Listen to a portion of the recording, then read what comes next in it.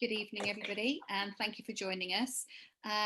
This is the second of our talks on the double bind of being neurodiverse, sort of like away from the sort of standard of that, but potentially having other aspects that make it difficult for people to access support and services, to ask those questions. All I can ever be as a white British female is an ally. I'm fine with that. I'm comfortable with that. The feedback from the last session was very much that people wanted more answers rather than just the discussion, and also that they wanted to hear more from brown faces.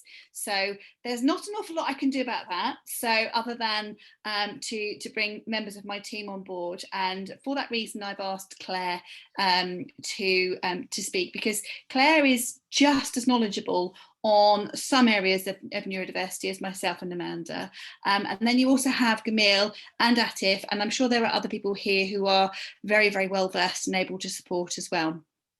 If you are aware of an organisation that you think it would be useful for people to know about, please either comment by way of chat or out loud, because actually it's not about me, it's not about you, it's about trying to address a bigger issue. So I'm going to hand over to Claire to introduce herself, and then to Gamiel, and then to Atif. And I will be quiet unless I'm called upon to give an input that is about neurodiversity and those conditions that I feel I can add extra value to. And I'm just so grateful that we're here and that we're having this. I'm here to learn and to be as supportive as I possibly can be. Over to Claire.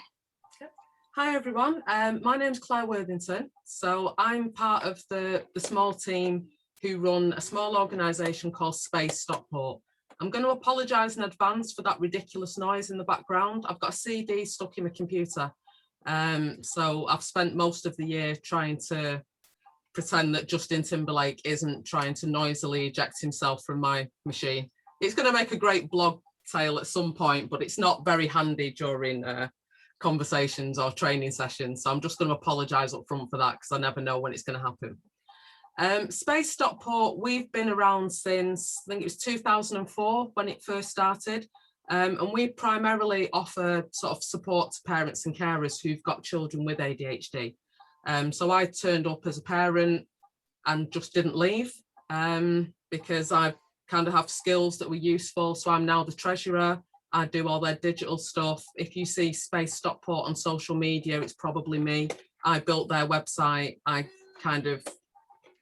always been useful, and I've just kind of stayed put. So now I've been with them for since about 2005, 2006, something like that. So for me, this conversation it's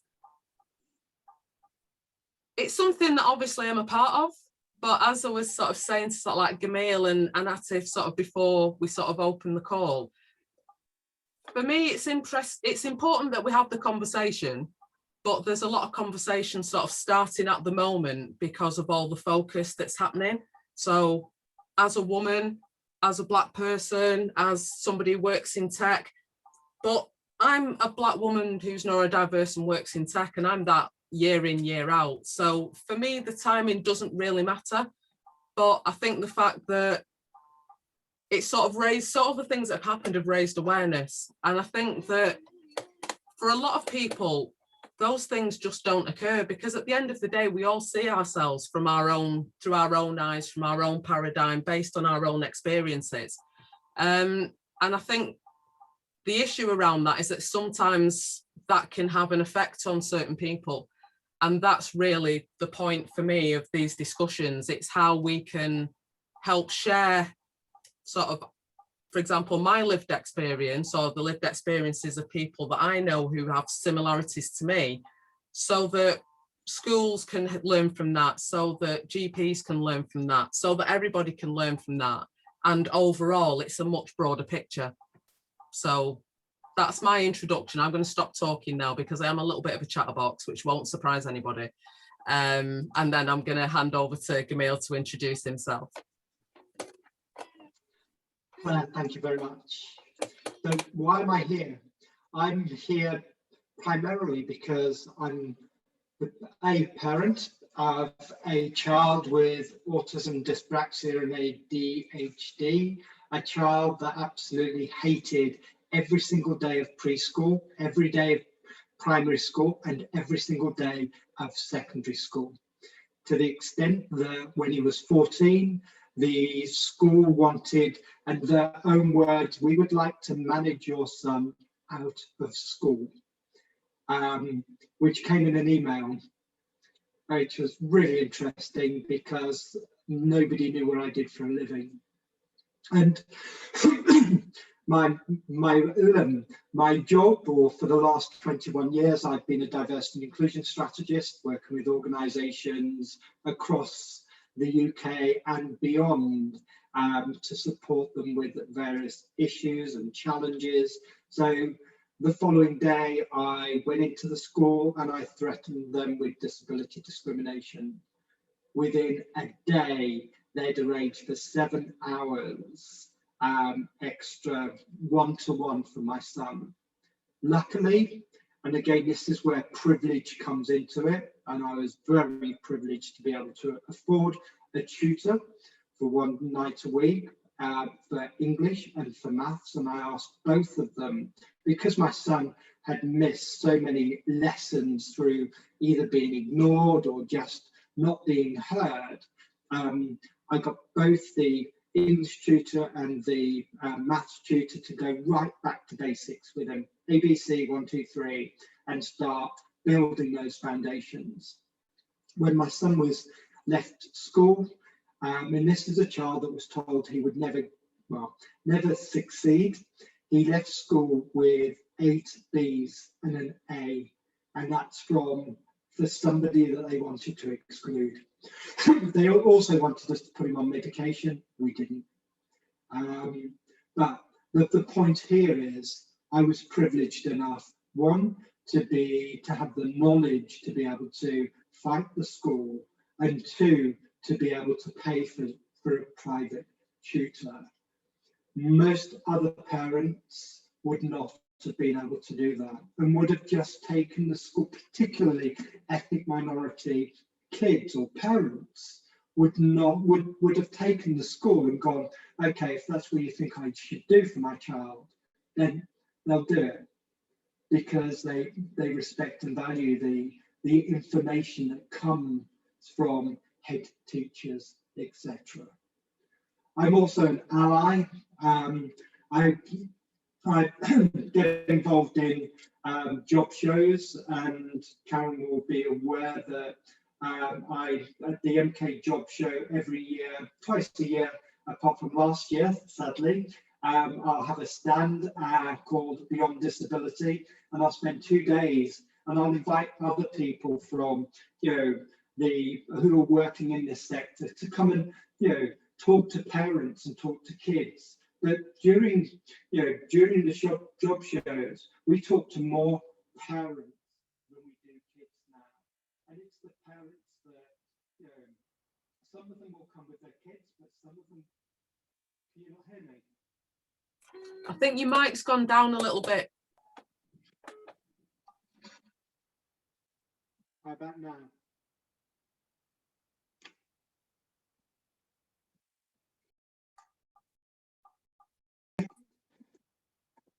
Atif, do you want to carry on while I try and sort out the mic? Okay. I think it's dipping back in, but it's just to let you know it'd gone a bit quiet. Okay, how about now? Yeah, better now. Yeah, don't know what happened, but yeah, sorry. What I found over the last, and I've been doing this for 5 years, what I found over the last 3 years particularly is we have more parents than kids. Parents have mainly in kids with autism. And those parents, some will come with their kids, some won't.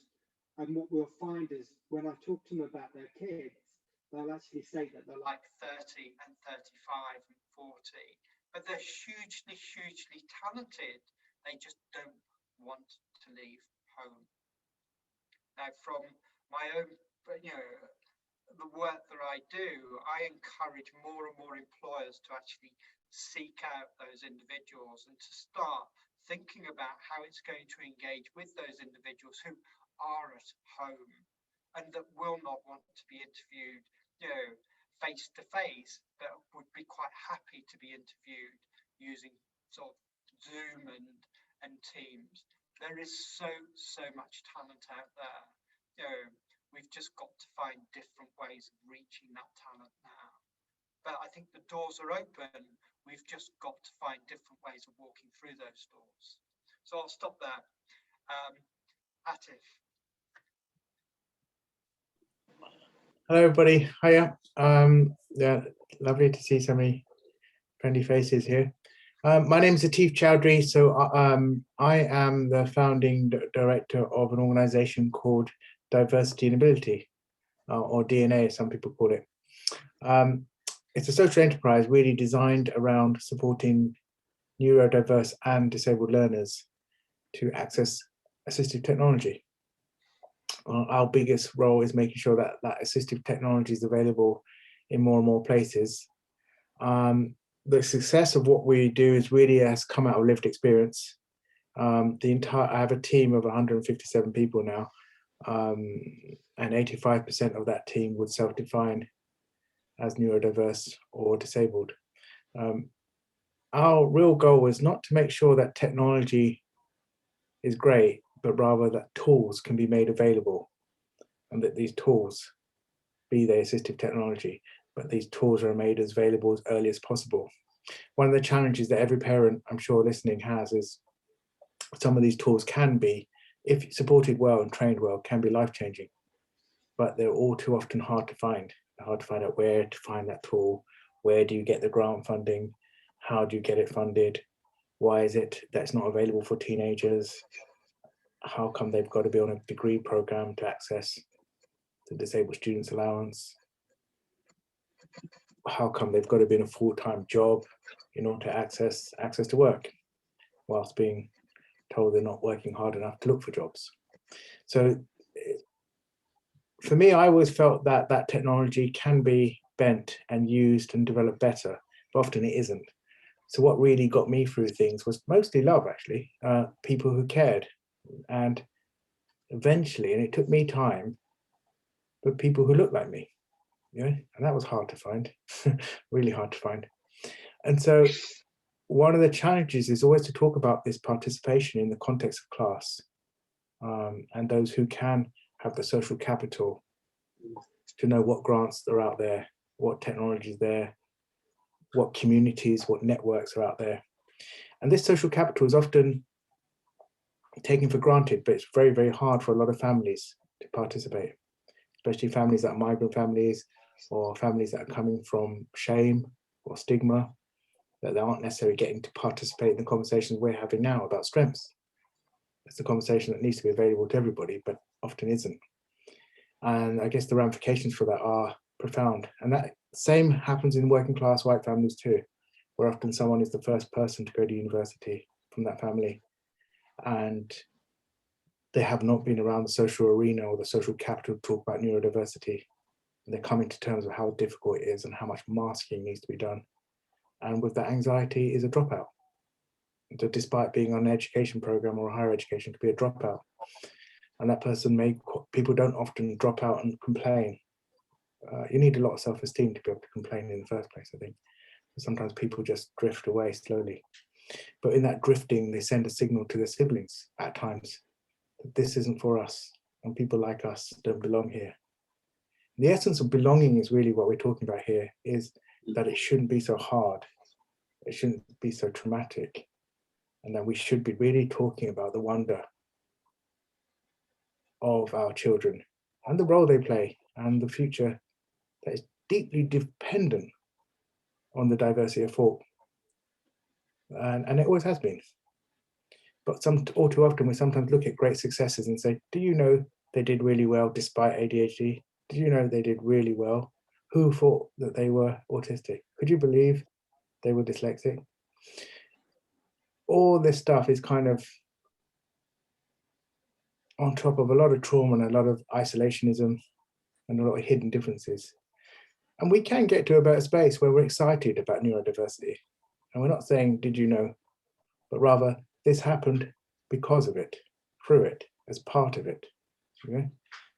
I like thinking about lots of people that deserve better, really, and talking about their stories. Alan Turing's a great example. I'm not convinced that we would have done a lot of things to change some of the damaging aspects of World War II had his autism not been such a profound gift to us all. But I'm not sure it's recognized as that. It truly wasn't. I think Greta Thunberg is a great example. Her ability to talk about climate emergency so well, to shame G8 leaders into action. She may well have done as much for autism for girls as she's done for climate change, or maybe nearly as much. And what's exciting is that we don't look at Greta Thunberg as anything more than a superpower, as she refers to it. But the same girl had struggles at school, that's clear. The same girl had an eating disorder because she didn't fit in. But nevertheless, her thinking, we're dependent on. And that kind of thinking is all around us. It just shouldn't be so hard to find it. And often we only talk about it when it's famous. So the real challenge, and I guess it's for all of you as parents and teachers and people who just love the children you support. It's how do we get there before it's famous? And that's a challenge for all of us, really. I'll just stop there, if I may, but to say thank you for just letting me speak and share. So Jannine's put in the chat if anybody got any questions or if there's any situations that anyone would like to sort of bring up, or if there's anything, any sort of topic that anyone particularly would like to discuss, then it seems like as good a time as any.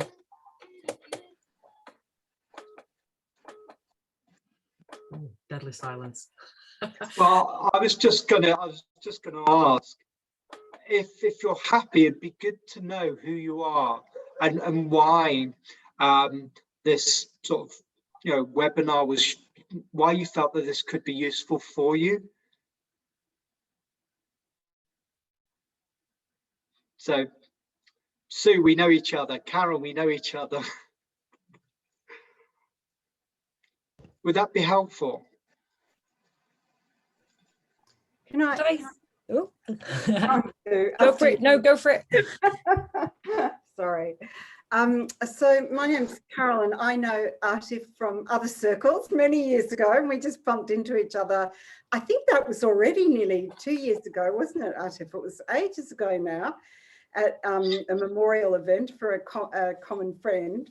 And I lost Atif's card because I've been wanting to get in touch with him. And then I saw this organised through LinkedIn. And I work for two local authorities that actually, I think, funnily enough, even though they're Tories, it doesn't seem to make any difference these days, but Tory local authorities, they're actually doing really amazing stuff, I think, around inclusion and neurodiversity and anti-racism, where I think quite a lot of local authorities in education are looking at these issues. So I work as part of an inclusive education service, which includes therapists and teachers, advisory teachers, supporting the inclusion of kids with special needs into mainstream schools. But I also, I personally think, having been in the education system in one capacity or another for 40 years, that it needs to be bombed to smithereens, and we need to start again. And there is no point in tinkering at the edges, but I just want you to know about two very impressive projects in my research. So I do a lot of work on looking at the inclusion of neurodiverse children in terms of strategic, looking at what we can do strategically, universally, rather than, you know, this child needs a therapist. Like, what can we do in the classroom, in the school, to change the whole way we offer the school? And I talk about automatic doors. And it's like an automatic doors approach. They don't discriminate against anybody, automatic doors. They open the same for everybody. And that's what we need in schools. But there's two amazing things going on. one is not so much about neurodiversity, but I think it's got a lot of potential, and that's in Australia. And it's a project that's costing billions of dollars, but it's being funded by academy, it's being funded by government and by business.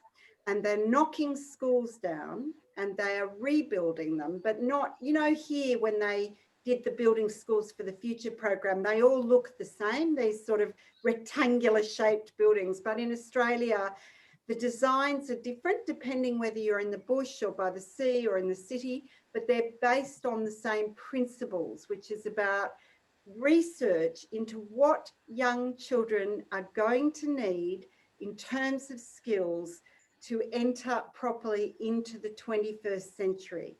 So unlike these terrible academy chains, which are often knowledge-based, this is all about skills, and it's all based on language and communication. So it's collaboration, flexibility, which we know are all issues for children with ASD.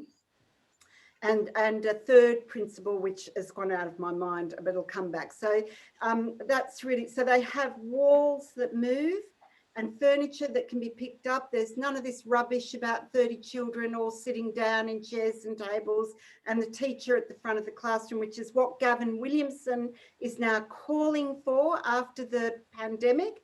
The teachers should go back in front of the classrooms and children should be sitting in rows. It just enrages me when I read that tonight. But it's the exact opposite. So the teacher is no longer at the front of the classroom. It's all about facilitation. And the new buildings came along with 6 months worth of inset training for the teachers to show them how to best be most effective. The second thing I just briefly, and then I'll shut up, I briefly want to share with you is a classroom that I came across in, of course, you'll never guess, Finland, which is unbelievable. And it had hammocks and big pieces of furniture that kids could climb and sit on the top of the shelving. And there were walking, what do they call, perambulators in the classroom for walking, and bikes, static bikes. And the kids, very few of the kids were sitting in chairs.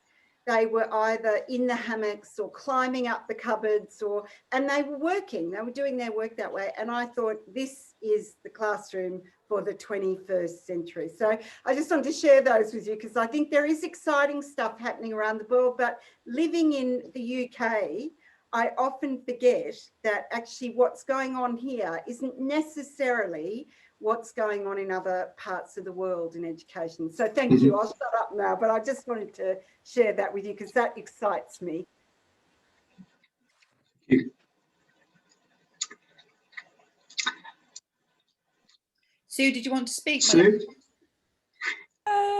I did, but I forgot what I was going to say exactly. I was going to do a really quick introduction. I am not working at a level where I'm strategic. I'm delivering in schools as a careers advisor across 3 schools. So I meet the whole cohort of every year 11 in 2 schools, plus in a tiny sixth form. So I meet about 550 students a year on about 3.5 days a week. I am very passionate about my job and careers. I'm half Asian, and race has been, you know, something that's obviously part of me. And neurodiversity didn't come into my life personally until about 2 years ago, and I was diagnosed about a year ago. We thought my little boy might have ADHD. It turns out he's not. He's been assessed. So I'm here as a helper, if you like. And so, Jannine, you said earlier at the first webinar, people had asked, you know, to find more answers. So I'm wondering what questions people would like answers for, because if you think of myself as being somebody that is within schools, but I'm not a part of the staff, but what I can tell you is every school is so different in terms of their SEN, you know, what's delivered from the SEN team, how the SENCO, you know, works, the time they've got, how they deliver careers. And then somebody like me comes in as an outsider, but I know when I was first had suggested, did I know anything about ADHD? And I was like, yes, thinking, oh, she's going to test me. I should know loads more about ADHD than I do. It's a very personal situation. But for the 15 years I've done my job, I've always had access to I always have to look at the SEN register, and I will know, you know, if somebody's SEN. And what's important is if they're in year 11, who is the SENCO team actually working with? And then it comes down to me as a careers advisor sitting down with an individual, and depending on that individual and the network they've got in their family and the support they've got, whether or not someone's got Asperger's, ADHD or autism, it's not that it doesn't matter, it's where are they at now and what are they thinking about today as they meet me for college or university or whatever. And people can go, you know, the differences between abilities and talent of students is amazing. And obviously you can tell when children are not getting what they need, and there are children that are getting what they need. And you know what I've learned about ADHD is it is yeah, can go a long way. So what am I trying to say? What are the questions? What kind of questions does anyone have? What differences do you see, or what challenges do you see when you put ethnicity or socioeconomic and that sort of thing into the mix as well? Okay, I'll go with socioeconomic first. And it's the chaos that's at home, and I mean, as a careers advisor, whatever any student's situation is, SEN or whatever, if they're a young person that's not getting things in the appointment, I will be clearing with them, look, would it help if I speak to someone at home? Yes, no, and I said, well, what can we do? You know, who's at home for you to discuss what we're talking about? You know, because obviously students can say, I haven't got a clue about a job, and they're petrified. And if they're really struggling and it looks like, things are getting in the way here, such as a neurodiversity, then I would already be in touch with the SEN team. So what are the differences? It's how well are they engaging? So the difference is, it's not that simple. It's so individual. It's completely individual. But yeah, does that answer your question? What do I see? So socioeconomically, it's finding out what's going on at home and the parents engage and support them. And so if somebody's got an EHC plan, then it's statutory that an independent careers advisor has to be part of the EHC plan transition. But not everybody with ADHD, not at all everybody with ADHD and ASD has got an EHC plan. So those others, it's just trying to check that they're going to follow through. Now, when it comes to, two of my schools are probably 80-90% ethnic minorities. And what I have picked up on is that there is a problem with some students' parents not wanting assessments to happen. And yeah, you can tell when a student's struggling, but then you find out what's going on. You try and have a very quick conversation with school to find out what's happening. Why did I struggle with this student? And they'll say, we think they're undiagnosed. Parents I think the other thing as well that's important is that the whole hereditary factor. And I think the fact that we've had this myth for so long that ADHD is about boys, autism is about boys, ADHD is definitely about children, they're going to grow out of it, not many girls have it. Essentially, when you're dealing with, as a parent, so for example, I wasn't as a kid, my mum wasn't the person who brought me up. I was brought up by so I'm part of two completely different families.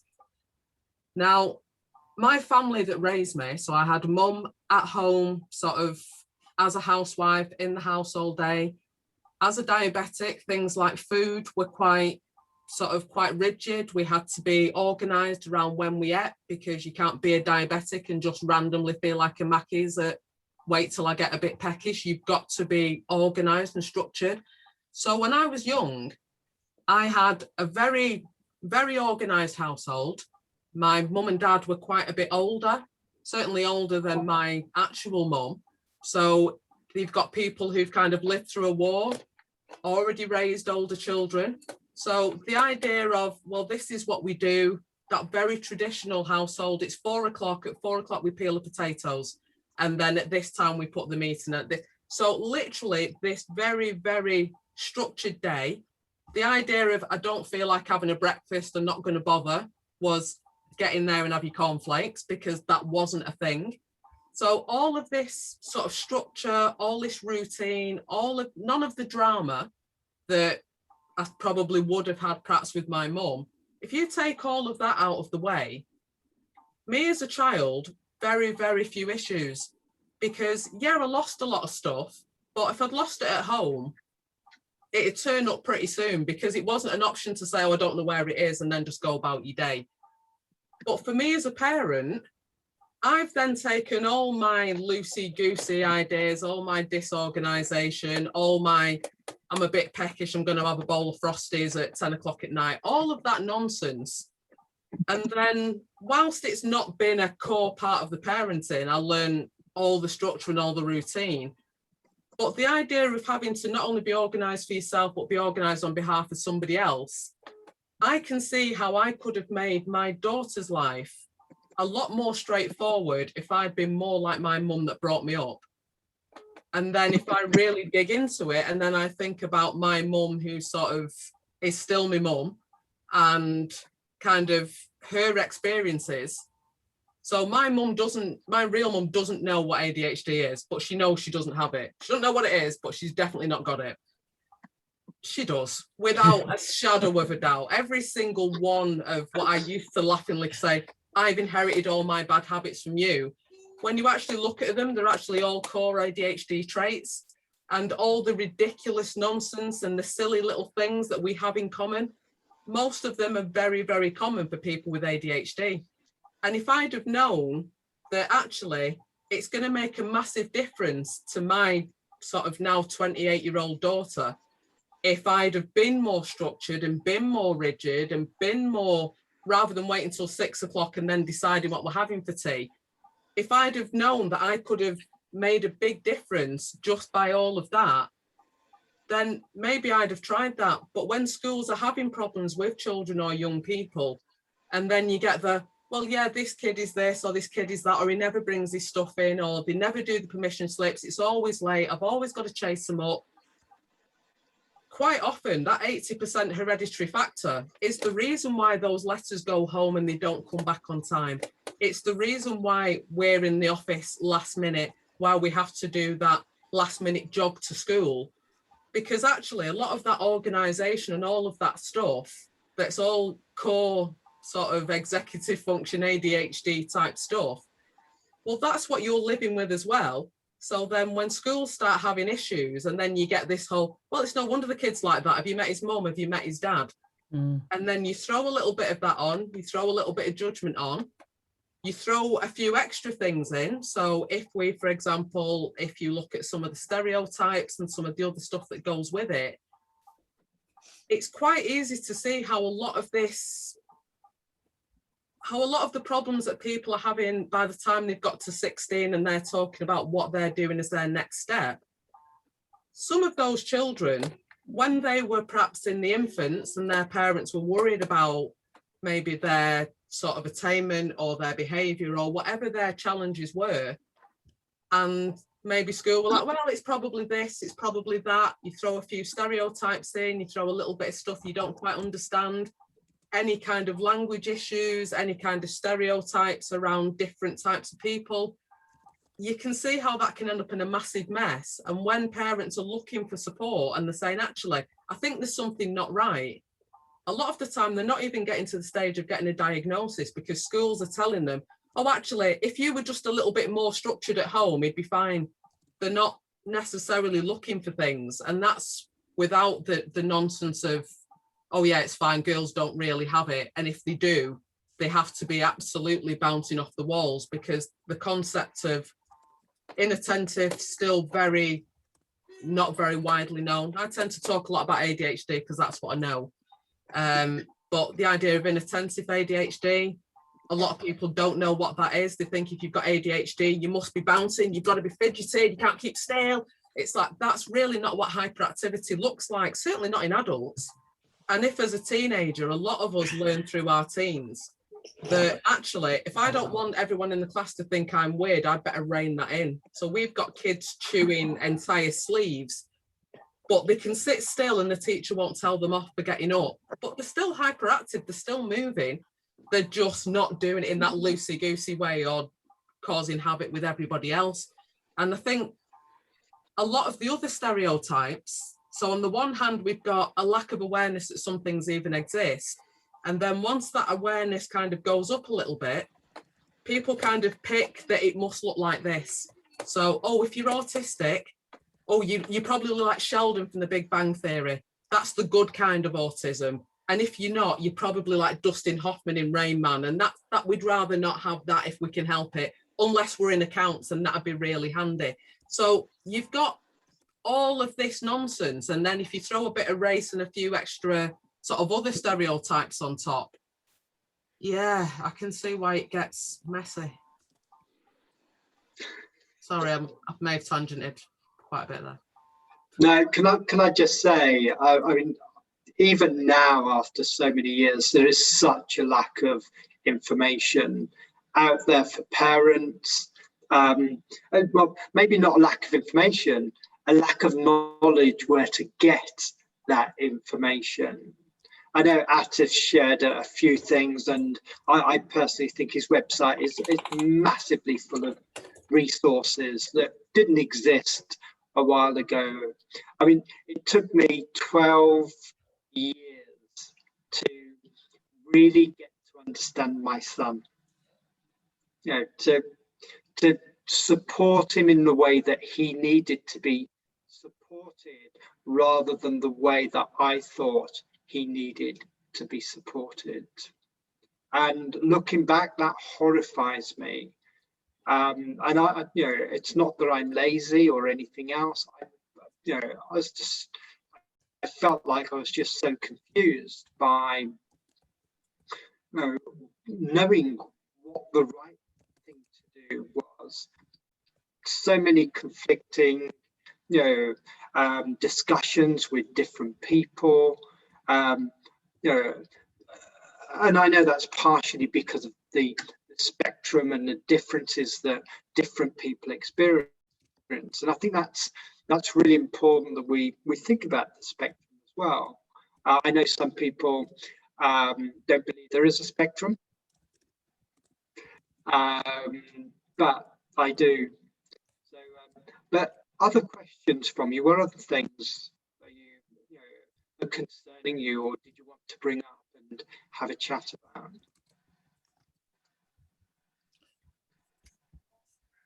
Ellen suggested she might have something to share and ask. Brilliant. Hi, I just thought I'd say hello. And I sit here for the first bit of the meeting thinking, how did I get here? And then I know Atif, me and Atif have spoken before, and it must have been his breadcrumbs that I followed to get here. So, yeah, I'm currently in a live assessment process for diagnosis, labeling, whatever. I run a social enterprise and had some support from Access to Work over a year ago, no, more than a year ago, 2 or 3 years ago, for physical health stuff, and then was burning out a lot, and returned to them just over a year ago, and they gave me 10 hours a week of admin support, and I've had a year of that, and I've not successfully implemented and managed to make that work, and we're back in a process now of getting that re-looked at. It's an absolute nightmare. So if there's any sort of like experience in the room of navigating that without losing, you know, everything, but at the moment I shouldn't be working. I sort of like announced to the people that I work with that I'm not working, but I wanted to come along to this evening. And it's really hard for me not to work because my overwhelm outcome is freezing and not being able to focus and not being able to work, literally complete, you know. So to be sort of like recommended to just switch off from work and do nothing is almost like fighting fire with fire. It feels just really counterintuitive. I think the other thing as well is sometimes, I mean, it's like, for example, if it's a Saturday night, I don't do anything. I'm pretty old. We live in the same house. I've been married for years. We don't really do anything exciting. On a Saturday night, when I'm going downstairs to sit in my front room and do nothing, I will take my iPad, I'll have my phone, I might take some knitting or some crochet. There's usually a notebook involved. Me sitting downstairs watching TV is me sitting downstairs watching TV and doing something else. If I'm awake, I'm doing something. And I think that's the thing. People are, well, you just need to do nothing. It's like, that's not really how it works for everybody. Yeah. Sometimes doing nothing is literally, if I need to not do anything at all, I think crocheting's the best one. It's very hard to count stitches and obsess about something or think about something you'd rather not think about whilst keeping track of how many trebles you've done. But the idea of my head being completely empty, I'm sorry, if I'm awake, it's doing something. It just might not be something I wanted it to be doing at the time. Yeah, so but that's what I get, is that sort of like overlap between, I mean, I'm awake at 5 in the morning, brain's on, you know, most times I'll get up and just start working. And, you know, some days I'm working 16 and 18 hours. So it's not difficult to see why I'm burning out.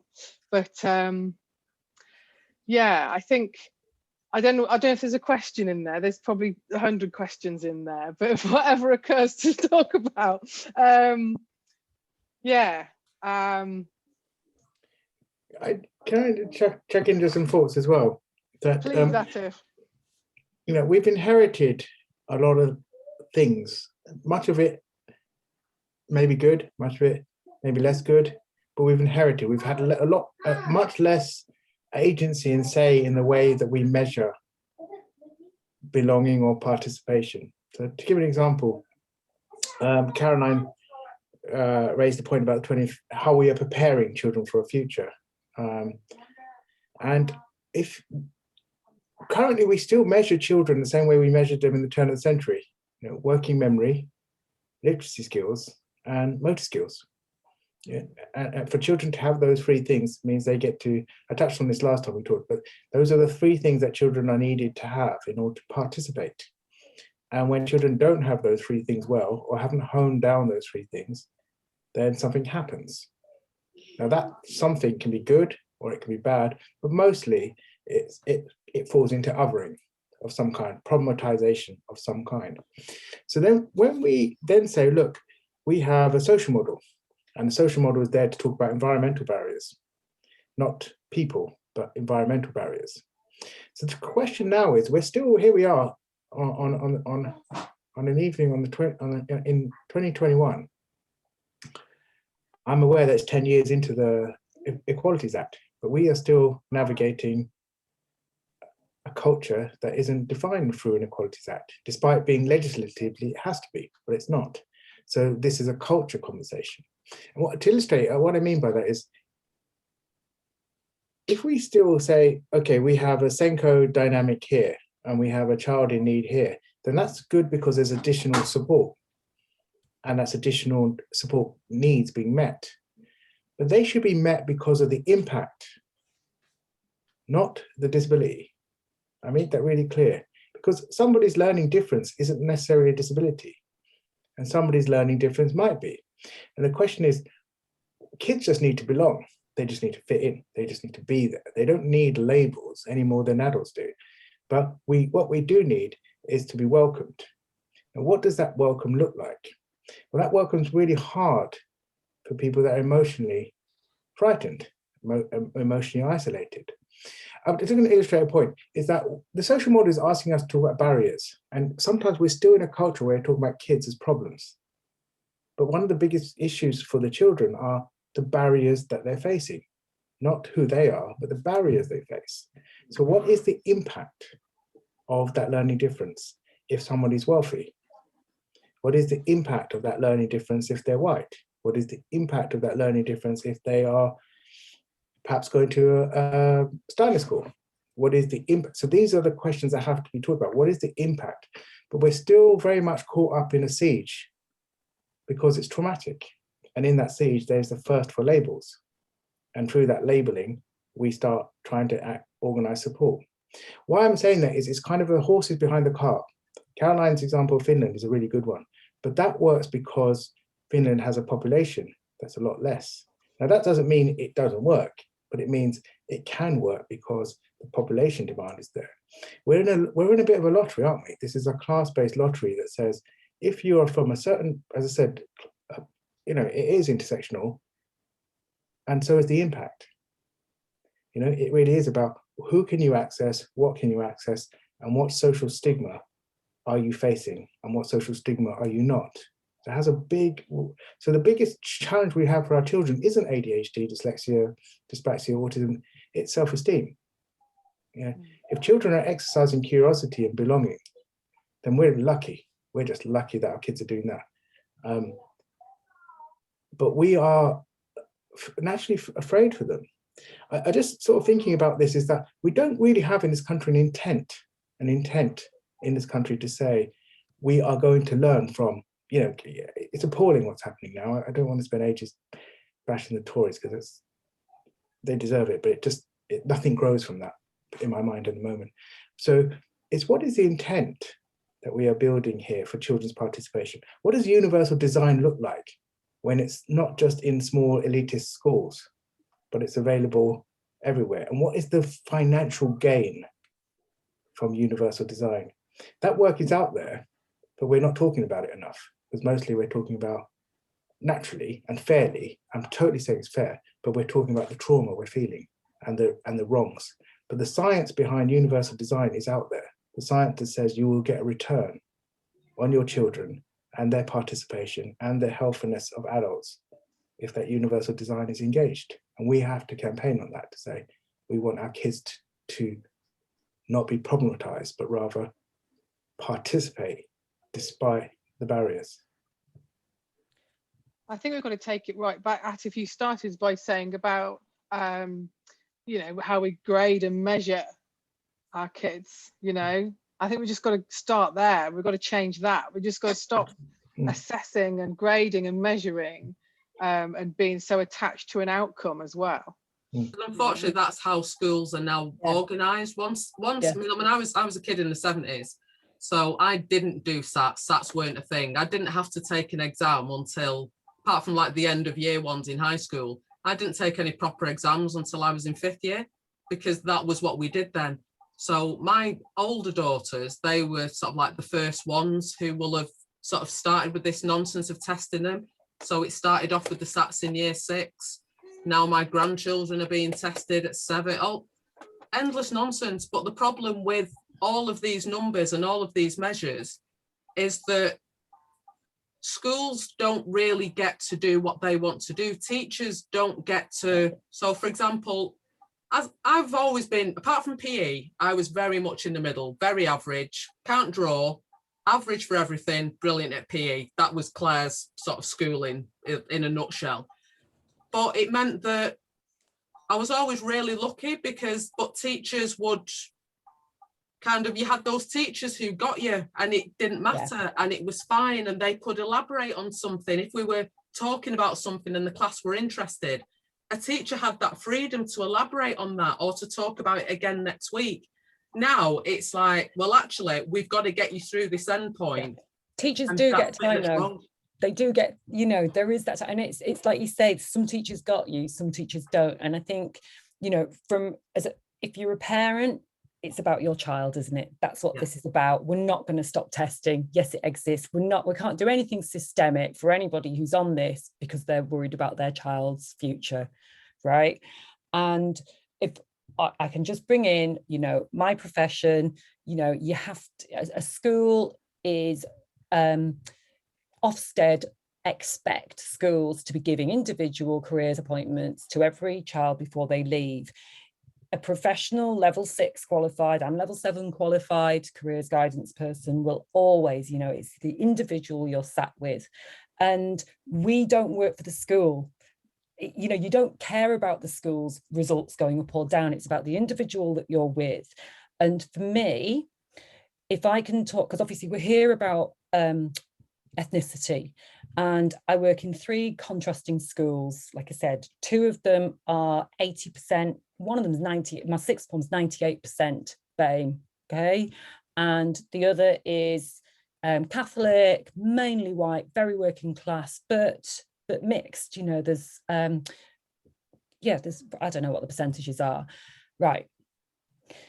In the particular ethnicity demographics I'm working in, which is Islamic, there's a very formulaic approach from a majority of the students that the trend is that they want careers that a degree, got to have a degree, but it's accounting, nursing, all those like vocational doctor, nursing, a job that, a degree that trains someone to do something as opposed to English or art or something academic. So the freedom, you know, I think one of the barriers that comes for education because of ethnicity that I see from my experience is the lack of freedom and curiosity. Curiosity was mentioned before, and that's what's so important for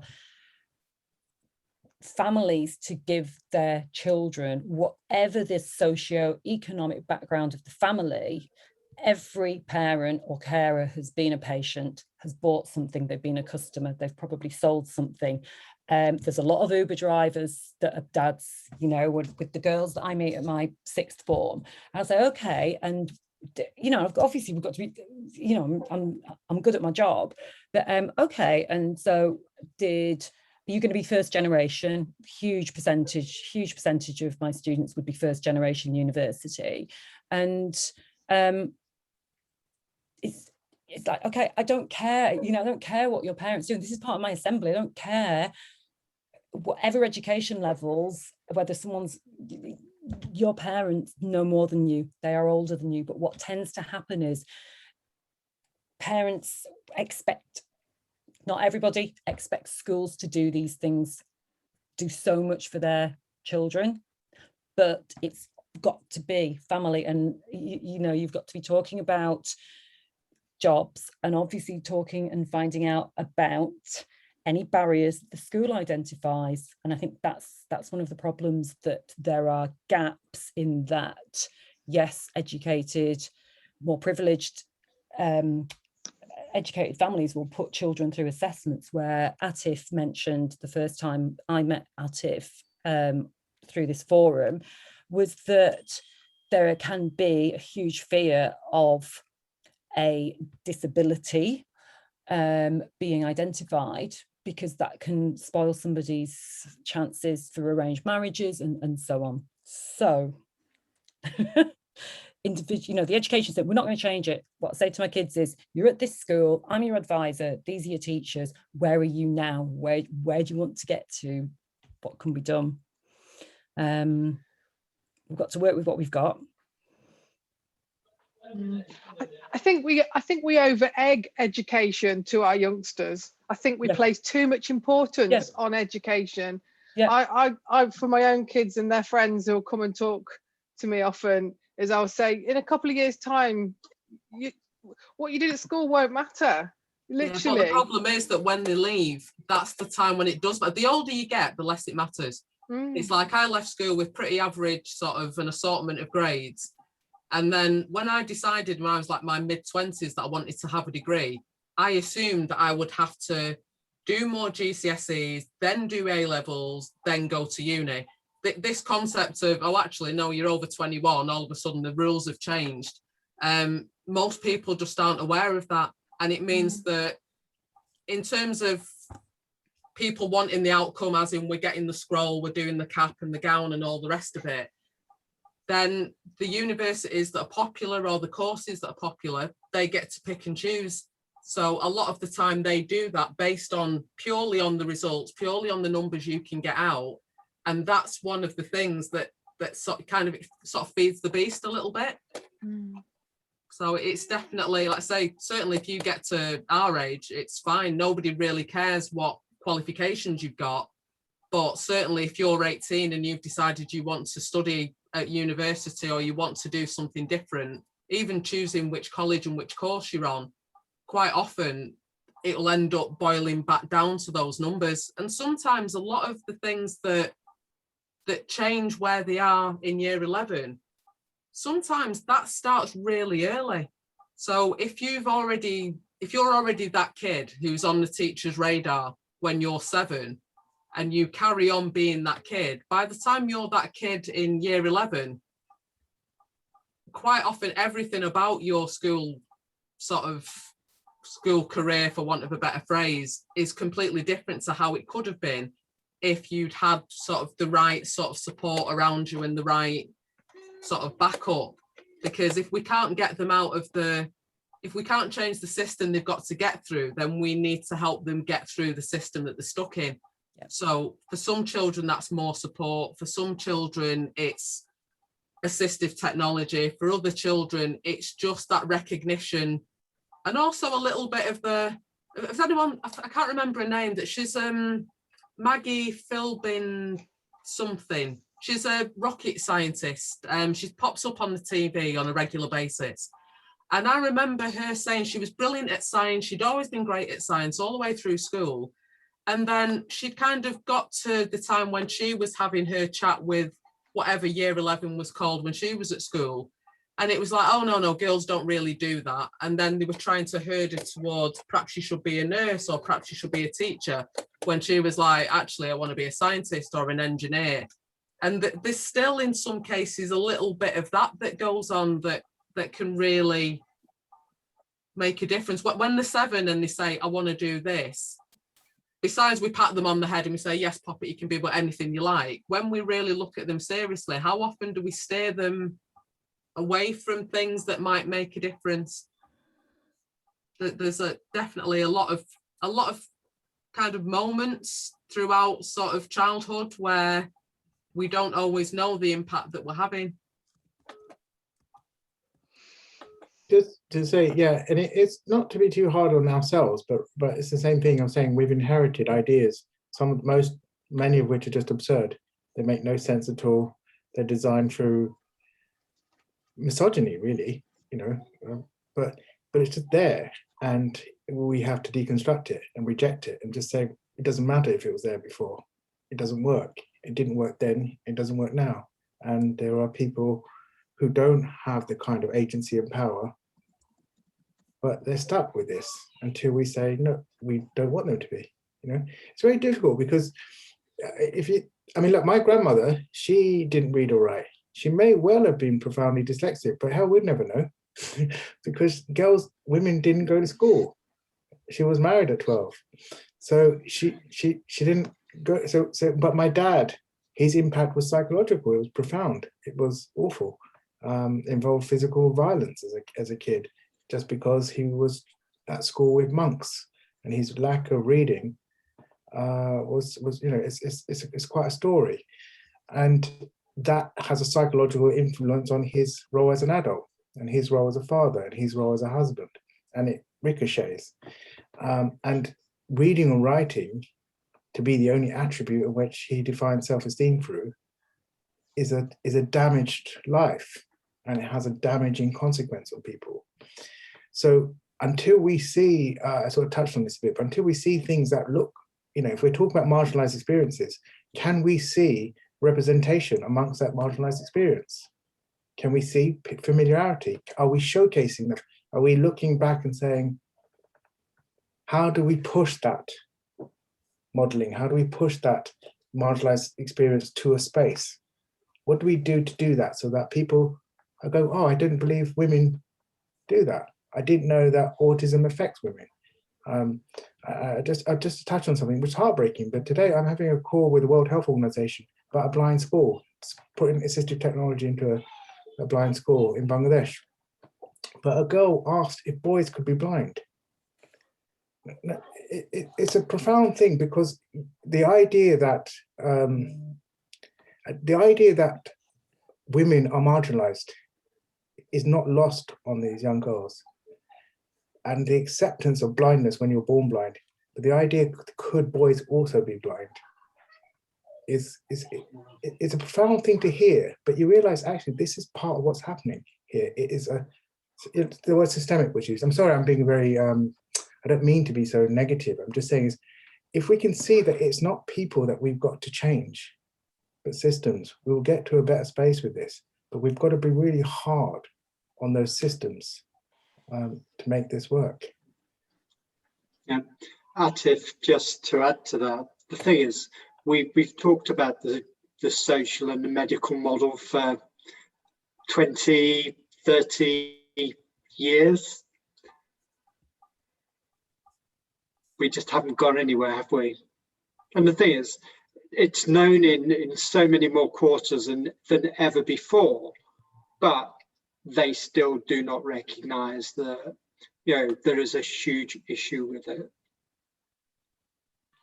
Yeah, it's worth saying England was one of the slowest signatures to the United Nations CRPD Accords. So United Nations Accords on people's rights with disabilities. Countries like Tonga, Trinidad, Tobago, Bangladesh, Sri Lanka, they signed up to these things before the UK did. It's really worth saying that. Those accords came into the same time as the austerity relationships that were forced upon people. But this country has the potential to be the greatest because it has this Equalities Act. The Equalities Act itself is profound in so many ways. It's so progressive in so many ways. But we are not. You know, Martin Luther King said, you know, we as Black people, we have a responsibility to teach this nation the very notion behind its own words. He was referring to the 14th Amendment, but also the first one, you know, that all men are created equal. So what I'm asking is that we have an incredible thing, which is the Equalities Act, but it's not. We don't really use it to wrestle schools. You know, we should be, and teachers should be using it to wrestle schools. The profound thing within the Equalities Act is anticipatory duties. I don't know if that's new to you guys, but I'm just going to say that again. It's not react. It's not react and problematize a kid or make sure you've not left that kid mentally unwell, or do stuff when the parent is angry, or do something when the parent has agency, or do stuff when the parent has money. It's not. It is anticipatory duties about what you have to assume. A certain number of kids are coming in will have, just by the sheer volume of those kids, they will have needs. Assume that will be neurodiverse, and assume that your universal design imperatives are there. What do you need to do to resource them? I know that we're going to be challenged all the time by the government, and we're also going to be challenged by the apathy of this particular government. But I just don't know what to do other than say we can push this hard, just as 1944 pushed this in terms of Welfare Act in a time when a country was bankrupt. It can be done, but the intent has to be delivered by people that says we're not going away until we get this right. And I think that's the point, isn't it? And there's Claire was mentioning, I think it was Sue was saying that she's working with people and she's saying, but you are in this situation now and we have to get you through the system as it is that child in that moment. And therefore you've got this bottom up and top down that needs to happen at the same time. That sort of combination of the social and medical model, putting that all together and taking a broader look at everything. I know I said I'd be quiet and everything, but we kind of like at the end and I'm like, it's just so important. And, you know, reaching as many people as possible, breaking down as many barriers as possible. And absolutely, myself and Amanda are teachers who have fallen out of the system because our way of seeing things, our attitudes towards equality don't match the system. And the amount of rows I would get, not rows, okay, heated discussions. You know, it was so difficult, and I just kept being reminded, Jannine, you're just a class teacher. You need to be quiet now. Ooh, yeah. And you know, I'm an awful lot more than just a class teacher, actually. But you know, whatever. But it was just so difficult, and you know, for whatever reason, and I think that fight. And I think that fight needs faces of all colours, of all diversity, communities. And as I say, I can only ever be an ally, but I plan to be, and I know Amanda does too, as strong an ally as we can possibly be, and do our bit to push that change. But there's only so much we can do, because we can't, you know, we are who we are. I think some of it as well is, once we get out of the idea that this is what this particular condition looks like, so once we accept that not everybody with autism is a Sheldon, so yes, when we look at the studies there were more boys, but is that just because we didn't bother looking at the girls? When we look at sort of like the people, the research based on race, is it because, again, if you don't, you're not going to find things you don't look for. So although, yeah, there are definitely more boys who are diagnosed with ADHD, for example, but the chances of, there's no equality in the number of people who've been through an assessment. There's no equality in the actual research that's done in terms of kind of getting research grants to look at things like autism.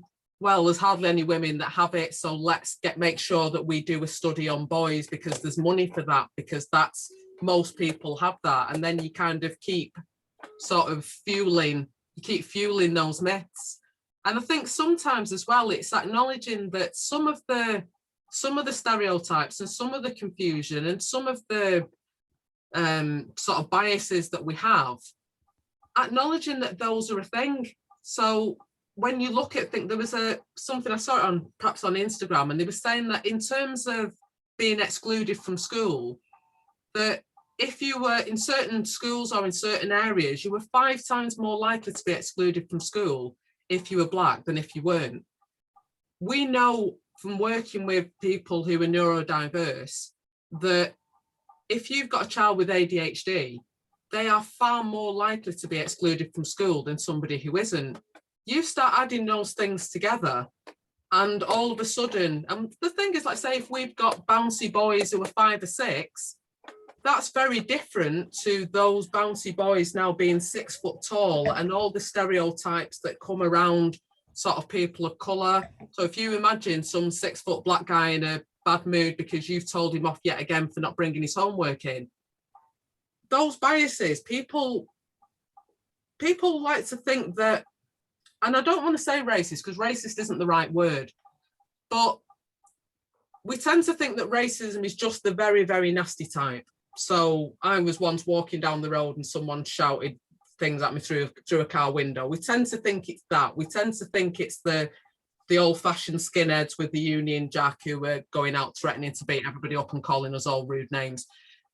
A lot of the time, that's, you know what you're dealing with when you've got that. But a lot of the other low-level stuff is the things that people don't even recognise. And that's where some of the problems come in, because automatically, if you feel more threatened by something, that's an issue.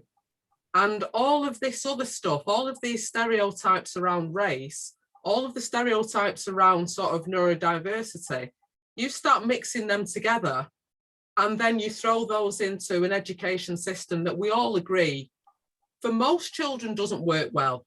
If you're one of those kids in school, works well for you, and you've got the right mix of friends, and you get to do all the good bits, that's brilliant. But there's so many children who don't get all of the good side, and then you start throwing all the other stuff on. It's a little bit like playing Jenga.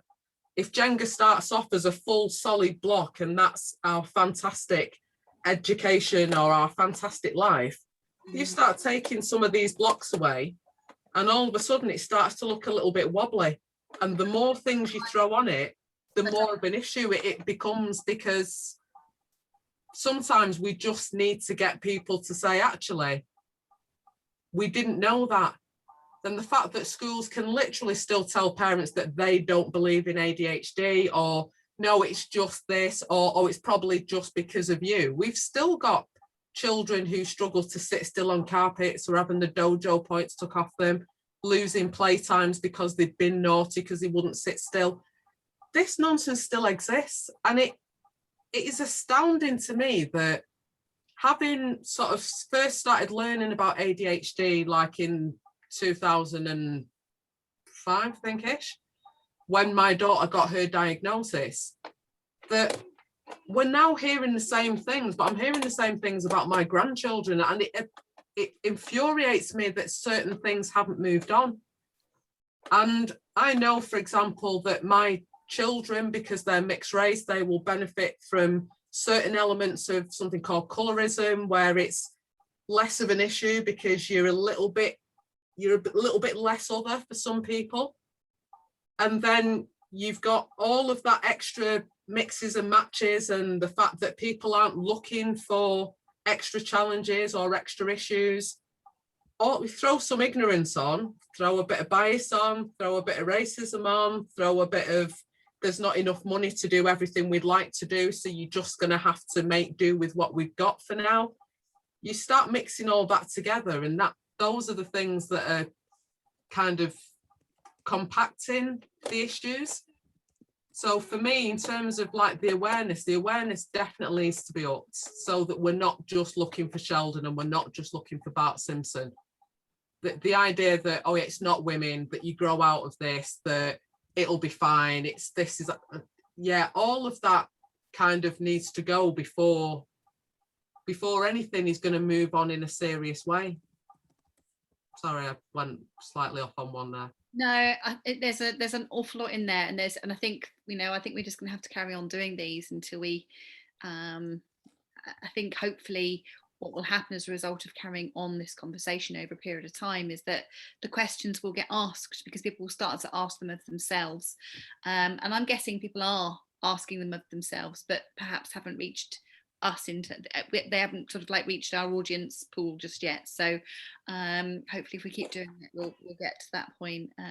But the double bind of difference, I think, is something that we do need to look at, because the double marginalization, and I hate that. It's a real problem, and we need to do something about that. So I think the other problem as well is that if we have, because we're stuck in the system we've got, which is fueled by capitalism and everybody having a job and everybody buying stuff, if you've got people who don't get to the right level where they can earn a living as an adult doing something that gives them the life that they're happy with, that lets them sort of be themselves or enjoy their lives or provide well for their families, then you're always going to have that. Because once you've got that sort of that issue around that marginalization, because for me, one of the issues that's come out for me, particularly this year, so the Black and minority ethnicity, whatever the official phrase is, on the one hand, it's great that more people are looking at it and we're thinking about it, but this giant grouping, for me, it's kind of like, so I was born in the UK, I was raised in South Manchester, speak perfect English, all of that. With that grouping, if we've got, I don't know, a 25-year-old or a 19-year-old lad who's a strict Muslim, who's come to this country, doesn't speak any English, all of a sudden we're part of the same thing. So sometimes when people are, oh, we need to do something for sort of the BME community, and then they're not really, it's like it's a big lump, which doesn't sort of serve what people actually need. So when we're looking at it, we're kind of looking at it from maybe one side of the beach ball, when actually very, very different wants and needs. Because one of the things for me that I'd only recently, not that I wasn't aware of, but one thing that I hadn't really had much experience of. So we run a program called the Wave of Change program for unemployed women in Stockport, to help them sort of work out what they want to do next, perhaps develop some skills, help them sort of into the workplace if that's where they're going. And we've had a few ladies on our program where English is not their first language. And I've always assumed that I'm inclusive and that I try to be accessible. But actually, because we've had to do everything on Zoom, if you've ever tried to be in a Zoom with 20 people where English isn't your first language, people like me talk quite fast. The screen might flip from one person to another. Not only are they're not only not learning anything, but it's actually really hard work for them to even take part in that Zoom. And it wasn't really until we've sort of had these more recent sort of programs where I'm able to think, actually, that lady isn't really getting anything from this. And I've always assumed that, oh, I am inclusive, I am this, that, and the other. And actually, there's a lot more that I could be doing. And it's not necessarily we all need to get to gold standard. I think all of us have probably got a little bit more that we could do, and maybe take a few people with us sort of on that journey. And I think that's it's the steps, it's going in the right way. I like that. Yeah, we could all do a little bit more and take a few people with us. That's the mission for now, at least, until there is a bigger one that we can. Yeah. Thanks. Amanda, did you want to say something? Sorry, Justin's trying to escape it, and I'm going to. Oh, what's that? Yeah, just to say I am here. I've got children running around, and we've all got to do our COVID tests, and so I've been lurking in the background with the camera and the sound off. But yeah, interesting, very, again, just really interesting and insightful conversation. So thank you everybody who's taken part. I've just been in the background. Yeah, so I guess we will hear from you again at some point next time. Yeah, absolutely. We want to hear from people. We want to know what people would like us to be doing, because we can't lead this. We can be part of making it happen, but we can't lead this because we don't know what the issues are. So Atif, can I just hand over to you for a little bit of a close? Would that be okay? Yeah, sure. Sure. Yeah, absolutely. Well, I mean, just say, I mean, to not be hard. It's really powerful stuff, right? Isn't it? I mean, it's a very sensitive subject because everyone's intentions, and I said they're all strong here. We right from the beginning, there's nothing but love, wanting to grow here. I know that sounds a bit trite, but it is what gets people through life. You know, that loss, that lack of belonging. When we feel loved, we can become invincible. The challenge we, as I said, is children. Look, I don't really. I have a son who's, you've seen him. He needs me, and he's also, he's a dyslexic learner. He's coming to terms with that.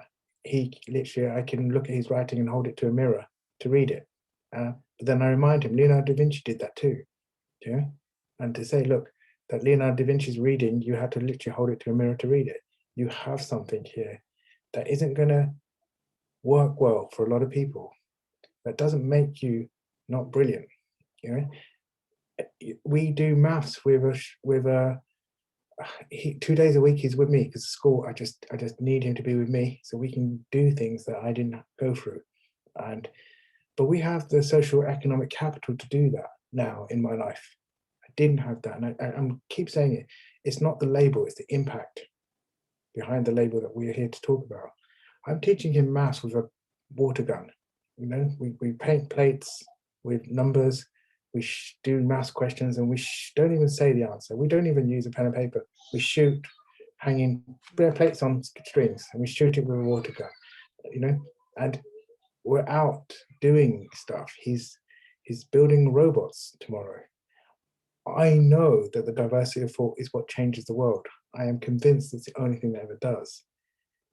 And the rest of the world is playing catch up to us as kids. I just would like us to get to a space where all of us are saying, actually, it's not just the diagnosis that matters. It's what it feels to have the diagnosis. It's not just the diagnosis that matters, but it feels to have the diagnosis in my culture, in my community. It's not just the diagnosis that matters, but how safe does it feel when I talk about it? Those are the things that are there, and there are reasons why that safety isn't there. I think Claire's done an amazing job of explaining that. As I've touched on in the group, and I've added a quote from Martin Luther King, but it is really, we can spend a lifetime talking about bad people, and then people who are passive in those relationships don't have to change.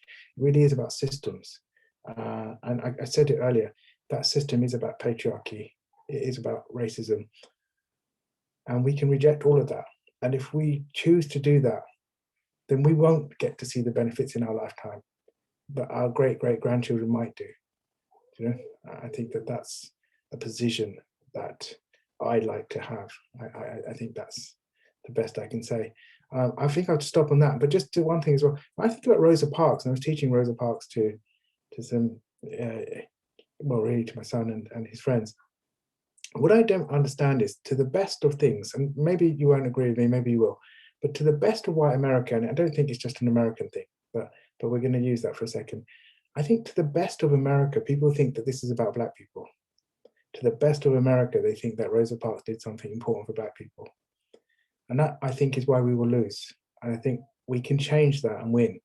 But until we say, look, the psychological safety of white America is at stake. You know, the psychological safety of power in England is at stake here. You can't dehumanize somebody without dehumanizing yourself. You can't, it's not possible. You can't be part of a system of dehumanizing people without being part of somehow. Men too, we cannot be well if we are just saying, I'm not that guy. We're not well. We have to figure out how we're going to take this to a space that our psychological safety needs each other, and that we can't sit with this healthily. But we can, and I think our children deserve it. And I want to be more upbeat to say it's happening as well. There's some good things where it's happening. And I guess this is part of that, you know? Anyway, I hope that wasn't too negative. I didn't mean to be negative, but I just want it to be very connected. Thank you guys for just, you know, sharing. Yeah, and for starting these conversations, because it isn't always easy to do. And I think that the fact the online world and social media and all that kind of thing, when people sort of raise or when they talk about their experiences, either as women, as neurodiverse, as people of colour, there's a lot of that, and it can be difficult. But I think just by starting that off, and there's a lot of people that, oh well, it's because they didn't know any different, it's because it was different then, it's because of blah blah blah blah blah, and quite often it isn't. Yeah. But I think that's the thing, once people start talking and start sort of getting under the skin of, okay, it's all right to admit that you're slightly biased in things, because everybody is, and that's not all white people are biased and Black people aren't, and it's not that racism doesn't exist anywhere else, and it's not that women aren't sometimes horrible to other women, and it's none of that. It's just, you've got to have those conversations. You've got to know what it is that you're aiming for, and at least all agree that what we'd like to be, the world we'd like to live in, at least matches. Because I think there's a lot of people out there, and the world they'd like to live in is very, very opposite to what we've got planned. So it's definitely a thing. So on that note, I'm going to say good night, everybody, and thank you ever so much for joining us. Very much appreciated. Thank you, Jannine and thanks, Amanda, holding the space. Well done. Thank you so much.